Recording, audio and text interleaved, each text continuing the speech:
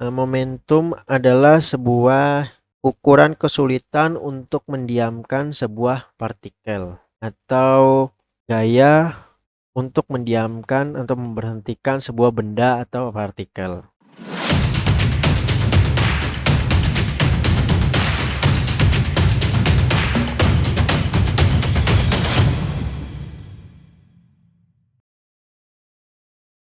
Oke, assalamualaikum warahmatullahi wabarakatuh. Kembali lagi di channel Hai TV. Kali ini kita akan belajar tentang momentum di fisika dasar.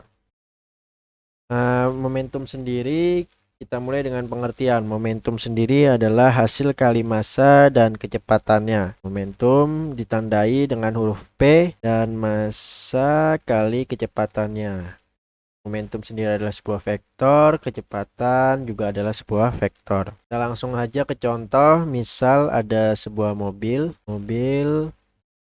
yang mempunyai massa misal 20 kilo bergerak dengan kecepatan V, dan juga ada sebuah truk yang mempunyai massa sebesar 50 kilo misal yang bergerak dengan kecepatan V juga. Jadi kecepatan truk, ini truk kita tandai, truk dengan mobil mempunyai kecepatan yang sama. Jadi momentum truk sama mobil gedean mana? Jadi kalau menurut rumus ini, momentum dari mobil itu lebih kecil dibandingkan dengan momentum dari truk. Jadi bisa diartikan bahwa momentum adalah sebuah ukuran kesulitan untuk mendiamkan sebuah partikel atau gaya untuk mendiamkan atau memberhentikan sebuah benda atau partikel. Jadi kita tulis saja ya di sini ya, adalah ukuran kesulitan untuk mendiamkan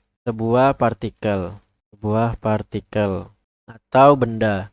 Nah, itu adalah sebuah momentum. Nah, kali ini kita akan coba momentum dihubungkan atau dikaitkan dengan hukum Newton 2. Hukum Newton 2. Itu seperti apa? Kita ingat bahwa hukum Newton 2 rumusnya seperti ini, F sama dengan massa dikali percepatan. Percepatan adalah vektor dan gaya adalah sebuah vektor. Nah, jika momentum diturunkan terhadap waktu gimana? dp per dt sama dengan dm kali v per dt. Nah, kita m-nya kita keluarkan, dv per dt. Jadi dv per dt di sini adalah sebuah percepatan atau sebuah a, dilambangkan dengan a.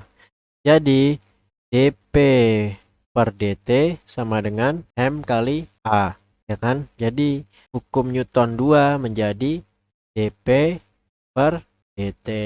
Nah, ini sebenarnya rumus aslinya atau pernyataan Newton yang asli tentang hukum yang kedua. Hukum Newton kedua yang asli atau pernyataan dari Newton itu sendiri. Nah, kan ada rumus kayak gini. Apa sih artinya rumus dari ini? Nah, artinya adalah gaya yang bekerja pada benda sama dengan laju perubahan momentum linier benda terhadap waktu. Oke, kita tulis saja. Jadi gaya yang bekerja pada benda sama dengan laju perubahan momentum benda terhadap waktu. Oke, ini artinya ya dari rumus ini. Itu jika momentum dihubungkan dengan hukum Newton 2. Gimana kalau misalnya momentum dihubungkan dengan hukum Newton 3? Ini juga bisa dihubungkan. Nah, sebelumnya ada permisalan seperti ini. Ada sebuah contoh, ada sebuah benda bermassa M yang bergerak ke arah kanan dengan kecepatan V. Ini adalah benda satunya, dan jika ada sebuah benda yang bergerak ke arah kiri dengan kecepatan V dengan bermassa M juga, adalah benda yang dua. Nah, jika benda dua ini ditaruh di sebuah alas yang licin, tidak ada gaya gesek, ini licin ya, licin, tidak ada gaya gesek, berarti tidak ada gaya eksternal, tidak ada ya eksternal yang mengenai.